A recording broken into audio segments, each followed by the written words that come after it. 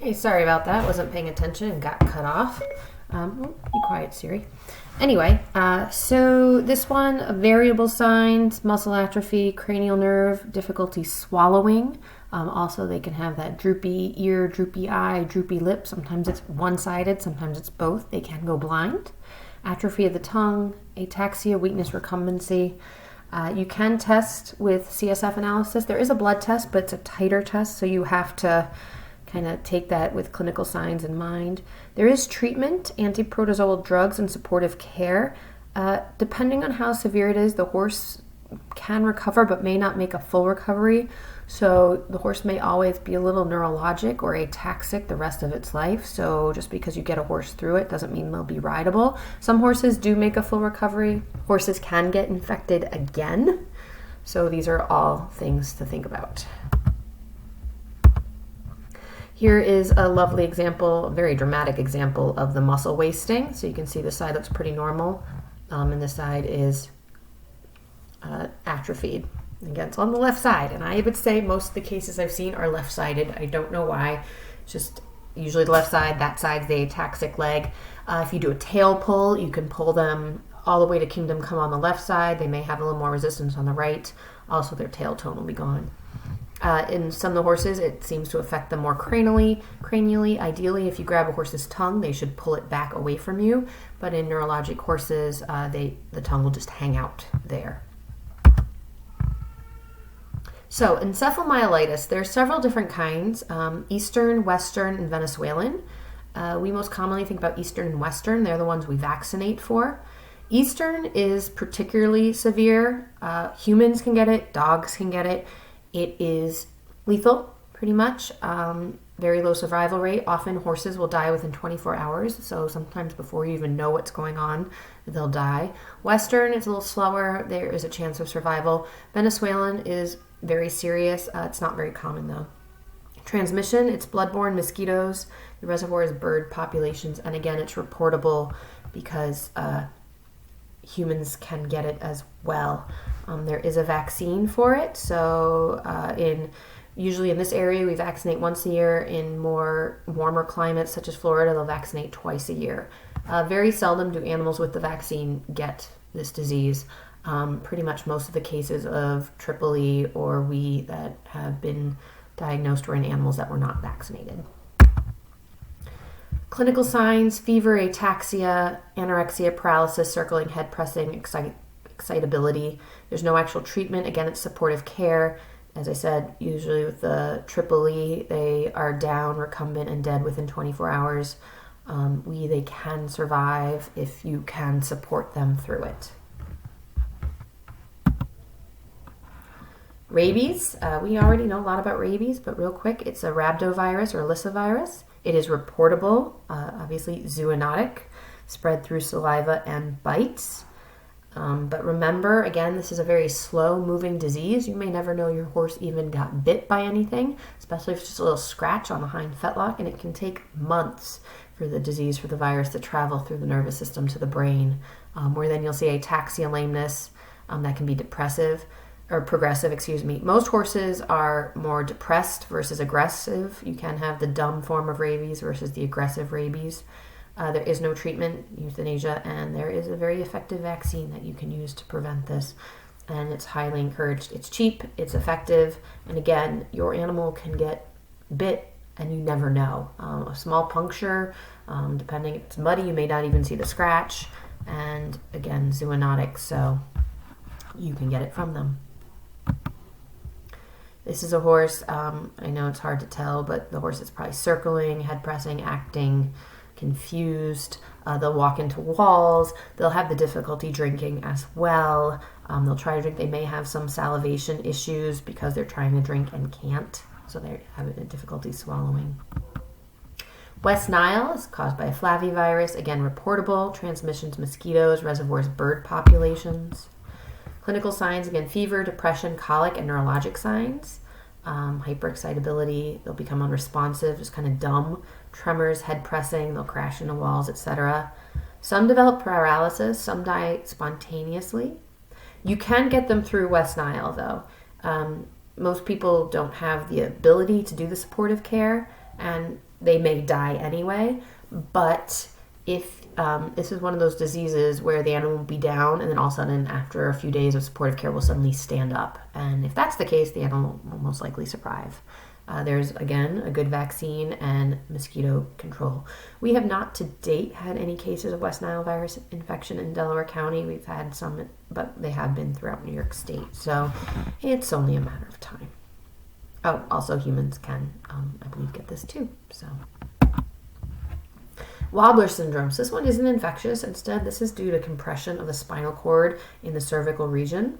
Most commonly an issue in foals, or you'll see it in yearlings. Ataxia, that is worse in the hind limbs than front. It's progressive. There is a kind of Wobbler syndrome that they've been documenting where it's a delayed onset. They end up noticing it when the horses are about 10 years old. They do think it's a genetically linked disease.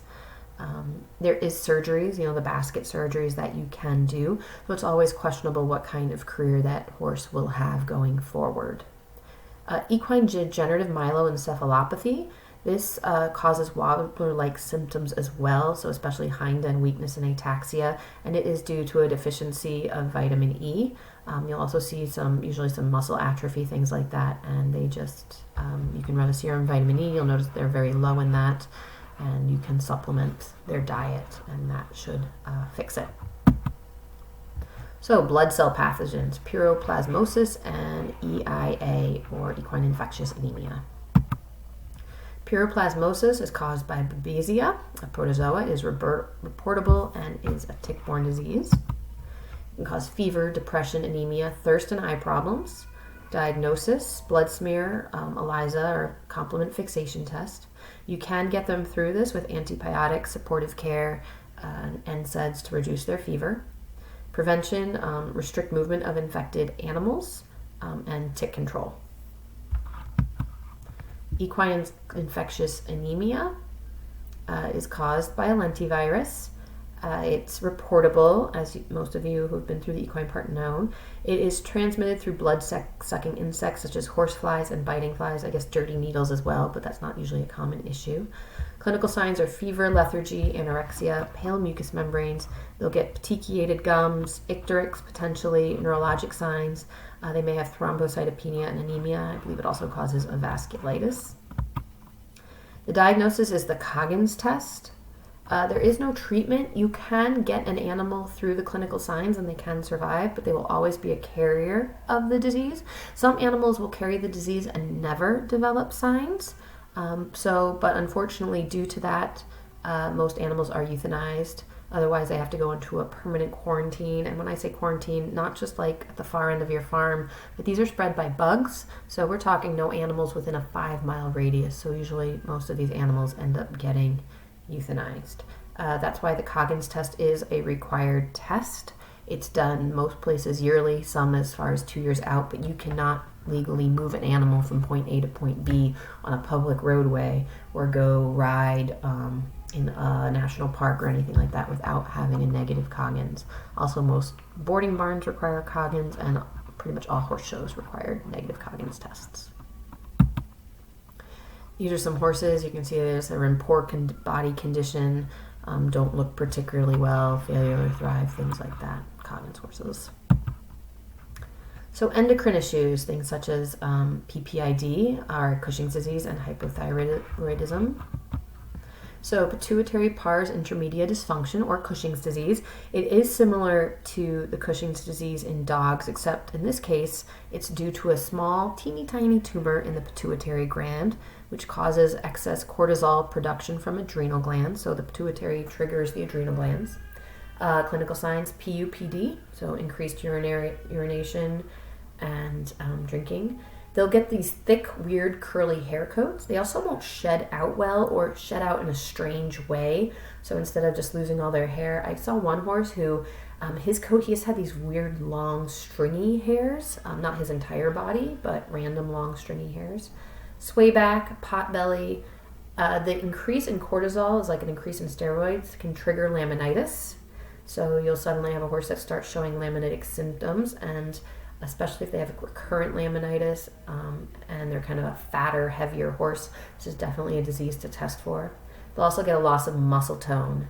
Their back. If you look at Junior, for example, he has PPID. So does TJ. Both of them do, though they're kind of different presentations. But if you look at Junior's thick coat, his is very well controlled, but also he's got that sway back, kind of a pot belly. He gets also weird fat deposits. So all of that are signs of his Cushing's. Diagnosis, ACTH, testing in whole blood. Often you combine this with insulin. That can give you a direction on what you're trying to treat, whether it's a metabolic issue or PPID. And there is a drug called Pergolide. So you can't cure this, but you can manage it. So Pergolide can manage it. Also, depending on the horse, some horses, if they get the laminitis, you have to watch things such as really rich grains. You want to keep them at a healthy body weight, things like that. Sometimes also you need to do special shoeing to help keep their feet comfortable, etc. It can be managed, but you also have to be very careful about any kind of steroids, etc. So here's kind of a classic PPID horse. Though I've also, as I said, I've argued with clients about testing for it because they're like, my horse doesn't look like that. I'm like, yeah, but their coat just a little bit thicker, or they're having this problem. Also, a lot of people used to think it was only fat Morgans. I've diagnosed thoroughbreds, warm bloods, draft horses, quarter horses, really any horses. And also, they used to think it was an old horse disease, but there has been some research done to show that horses as young as 8 or 10 years old can have very, very minuscule sized tumors forming in their pituitary glands. It's just not serious enough that you can see the outward clinical signs. Hypothyroidism, so these are low levels of T3 and T4, so thyroid hormones. This is often misdiagnosed. People like to think a low thyroid is a reason their horse is fat, and they'll want to put them on thyroid medication. It is a very easy, you can do a blood test, but they can have congenital hypothyroidism in foals. Mares consume iodine deficiency or excessive diets that contain goitrogens that can cause hypothyroidism. Goitrogens are substances that disrupt the production of thyroid hormones by interfering with iodine uptake. In the cases of the foals, they'll have thyroid gland hyperplasia, multiple congenital musculoskeletal abnormalities. To go back on that though, horses can have hypothyroid issues. You need to monitor them. It can kind of play in with the whole Cushing's metabolic syndrome idea. Horses that are having weight issues, laminitis issues, so it is worth testing. It can be managed. You do have to retest them. I would recommend at least twice a year to make sure the medicine's doing its job. Some people like their horse is fat, so they put them on the thyroid medication. That's actually a mistake.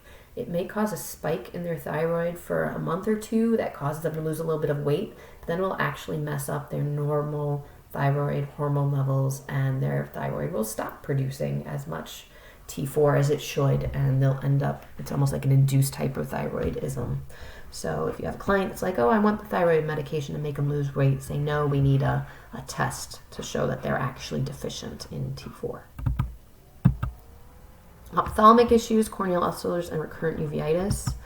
We talk about ulcers more in lab, so we'll talk about uveitis here. It's also known as moon blindness. We're not totally sure the cause of it. Bacterial or viral infections, parasites, trauma. Leptospira has been implicated. Onchocerca cervicalis has been. For some reason, Appaloosa seemed predisposed. It's called moon blindness for one reason because it seems to cycle. Some horses will get it like every month, every few months. They may get it in one eye, but they may get it in both eyes. They'll have blepharospasm, so blinking, tearing, conjunctivitis, lacrimation, vascularization, hypopyon, hyphema, peripheral corneal edema. You do want to do fluorescein staining on these horses to make sure there is no ulcer as well, because the best treatment is anti-inflammatories, so such as flunixin. Neopolybac is often used, but often steroid is the main thing you need to really reduce the inflammation with recurrent uveitis. Atropine, topical atropine also helps, it dilates the pupil and can help with pain. But definitely fluorescein stain, you need to use steroid to reduce somewhat of the immune aspect. It's also the eye, for whatever reason, triggered by one of these other causes, starts to attack itself and causes inflammation.